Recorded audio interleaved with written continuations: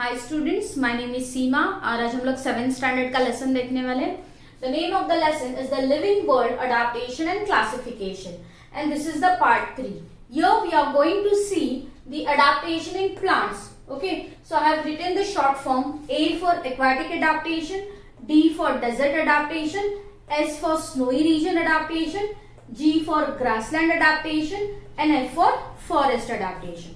Okay, so let's move towards the aquatic adaptation. So aquatic adaptation का example मैंने लिखा है, that is lotus and the hydrilla. Hydrilla plant मतलब जो fish tank देखेंगे तो उसमें एकदम छोटे छोटे पत्ते वाला प्लांट होता है, that is the hydrilla plant. Okay, तो अभी उनके कैरेक्टर्स देखते हैं. Roots, some plants are firmly rooted while some are afloat. मतलब इसमें से कुछ जो प्लांट्स होते हैं वो सी के या ओशन के या पॉन्ड के पूरे बेस में होते हैं, तो उनके रूट्स जो होते हैं वो बराबर सॉइल को अटैच होते हैं, उन्होंने सॉइल को पकड़ के रखा होता है. While some plants are afloat, मतलब कुछ प्लांट्स पानी के ऊपर सरफेस पे तैरते हैं. Example is lotus. नेक्स्ट है stems are submerge. Submerge means they are merge inside the water. Okay, तो पानी में वो उनके स्टेम्स जो होते हैं वो पानी में होते हैं. Next leaves, some are floating thin and slender like ribbon. Okay, तो इनके जो लीव्स होते हैं, आप लोटस प्लांट अगर विजुअलाइज करेंगे तो आपको समझ में आ जाएगा लोटस के लीफ कैसे होते हैं, वो पूरे सरफेस पे फैले होते हैं. तो they are floating, leaves are floating, पतले होते हैं, थिन होते हैं और स्लेंडर. एंड सम केस कुछ कुछ प्लांट्स के जो लीव्स होते हैं वो स्लेंडर होते हैं, पतले होते हैं और रिबन लाइक होते हैं. ओके, नेक्स्ट आता है air spaces and petioles. See, as these plants are living inside the water or they are floating on the water, तो फ्लोट होने के लिए उनके पास क्या चाहिए, उनके पास उनके बॉडी के अंदर बहुत सारी हवा चाहिए. Okay, so therefore the plants which are present, which are following the aquatic adaptation is having air spaces. उनके जो स्ट्रक्चर होता है उसमें एयर स्पेस मतलब हवा की जगह होती है. बहुत सारी हवा की जगह होने की वजह से दे कैन फ्लोट, तो उसमें हवा फिल होती है और वो फ्लोट होते हैं. Okay, so air spaces are present. Next term यहाँ आया, that is petioles. So what is petiole? अगर आप फ्लावर देखेंगे, सपोज मैंने एक प्लांट ड्रॉ किया, एक प्लांट है और यहाँ प्लांट को एक सपोज ये फ्लावर है. ओके, तो ये जो स्टॉक है, ये जो स्टेम है या स्टॉक है, ओके, और ये फ्लावर है. तो जो स्टॉक फ्लावर और स्टेम को ज्वाइन करता है that is called petiole. Petiole is a joining point between the flower and the stock और द स्टॉक और the stem. Okay, have you understood? So here petioles are present and these petioles are also having air spaces. ये petioles के अंदर भी air spaces होता है which make them useful for floating. Okay, have you understood? तो सबसे easy important क्या है कि उनके अंदर एयर स्पेसेस होते हैं जिसकी वजह से फ्लोट होते हैं. One more thing is there, they are having means leaves, even flowers, even stems is having waxy cover around the body. उनकी पूरी बॉडी होती है, जो स्ट्रक्चर होता है उस पे वैक्सी कवर होता है जिसकी वजह से उनके ऊपर पानी ठहरता नहीं है, पानी वाइप आउट हो जाता है, निकल जाता है. Okay, have you understood the aquatic adaptation? Next we are moving toward the desert adaptation. Exactly opposite है. एक्वाटिक अडैप्टेशन में बहुत पानी है, डेजर्ट अडैप्टेशन में पानी कम है या पानी ना के बराबर है. So example is cactus. Okay, तो अभी यहाँ देखो, यहाँ रूट्स कैसे थे, फॉर्मली रूटेड थे या ऑफलोट थे. उनको सॉइल में ही रहना है जरूरी नहीं था क्योंकि उनको पानी बहुत सारा मिल रहा था. लेकिन यहाँ जो रूट्स होते हैं वो रूट्स को पानी नहीं मिलता, वहां प्लांट्स को पानी नहीं मिलता, इसलिए उनके जो रूट्स होते हैं वो पूरे डीप इनसाइड द सॉइल बहुत दूर तक फैले होते हैं. Okay, so your roots penetrate deep into the soil in search of water. Okay, have you understood? Next आता है stem. If you look at the cactus, cactus का स्ट्रक्चर देखेंगे तो कैक्टस का स्ट्रक्चर ऐसे कुछ होता है. ओके, और उस पे ऐसे ऐसे थॉर्न्स होते हैं. तो ये उसका स्ट्रक्चर मतलब उसके स्टेम्स होते हैं. तो इनके स्टेम्स कैसे होते हैं? इनके स्टेम्स होते हैं फ्लैशी. फ्लैशी मतलब फूले हुए होते हैं जिसके अंदर वो क्या स्टोर करके रखते हैं? Water, food and water. Okay, next अभी ये जो फ्लैशी जो उनका स्टेम है वो स्टेम फोटोसिंथेसिस का भी काम करता है. As they are having very less amount of water, तो मैक्सिमम उनकी बॉडी फोटोसिंथेसिस का भी काम करती है. Okay, next leaves, they are leafless.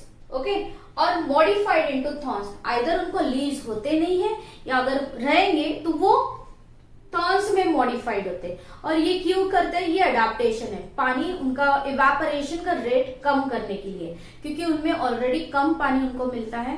अगर ज्यादा सूरज सनलाइट वहां ज्यादा होती है, वहां गर्मी ज्यादा होती है, जिसके वजह से इवेपोरेशन से बॉडी से उनके पानी निकल गया तो प्लांट को पानी नहीं मिलेगा। इसके लिए they are having either they are leafless और if they are having leaves, these leaves are modified into thorns. Okay, next आता है waxy layer. They are having waxy layer on the stems. Again यहाँ waxy layer था, क्यों? उनको पानी से बचना था, उनको पानी से बचने के लिए था। यहाँ उनके बॉडी पे waxy layer होता है, जिसकी वजह से इवेपोरेशन का रेट कम हो जाता है या उनकी बॉडी में जो पानी है वो उड़ता नहीं है। Have you understood? Okay, so we are seeing the desert adaptation. Next, we are moving towards the snowy region adaptation. Example is Devdar tree or pine tree. Okay, so snowy region adaptation. Snowy region में क्या रहेगा? Snow गिरता है, बर्फ गिरती है। तो अगर हम लोग के जैसे प्लांट्स है, सपोज ये प्लांट है अपना, ये ट्री है नॉर्मल ट्री, तो यहाँ पे क्या हो जाएगा? पूरा स्नो जमा हो जाएगा, प्लांट पे जमा हो जाएगा। As they are perform adapting the adaptation living inside the snowy region. Snowy region में रहना है तो उनका जो बर्फ है वो उसके ऊपर नहीं रहना चाहिए, so that they are having structure like this Christmas tree, so that जो भी बर्फ उनके ऊपर गिरती है वो फिसल के नीचे गिरती है। Okay, have you understood? So here the tree shape conical, tree का शेप कैसा होता है? कोनिकल होता है। नेक्स्ट, ब्रांचेस स्लोपिंग, आप देखेंगे तो ये ब्रांचेस कैसे हैं? They are sloping. Next, bark thick to withstand the cold. Snowy region है, वहां बर्फ गिरती है तो उनका जो बार्क होता है वो क्या होता है? बहुत it is very thick. Thick होने की वजह से उनके ऊपर उतना कोल्ड का या स्नो का इफेक्ट नहीं होता है। Have you understood? नेक्स्ट आता है ग्रासलैंड। तो ग्रासलैंड, तो जो लैंड पे ग्रास है, ओके, तो ये यहाँ एग्जांपल्स है ग्रास एंड बुशेस। ओके, सो यहाँ देखो, यहाँ जो रूट्स होते हैं वो फाइब्रस रूट्स होते हैं। ग्रासलैंड में जितने प्लांट्स होते हैं उनके फाइब्रस रूट्स होते हैं। अभी what is fibrous roots? Roots are of two types, that is roots के दो टाइप्स हैं, that is tap root and fibrous root. जो टैप रूट होता है वहां एक मेन रूट होता है और वहां से बहुत सारी सब ब्रांचेस निकलती है। व्हाइल दी फाइब्रस रूट्स ऐसे वेवी वायर की तरह होती हैं जो एक ही मेन ब्रांच से निकलती है, बेस से निकलती है। ओके, और टैप रूट जो बड़े बड़े ट्रीज होते हैं, फॉर एग्जांपल बनियान ट्री है, मैंगो ट्री है, उनके रूट टैप रूट होते हैं और वो ट्री को बहुत फर्म सपोर्ट देते हैं।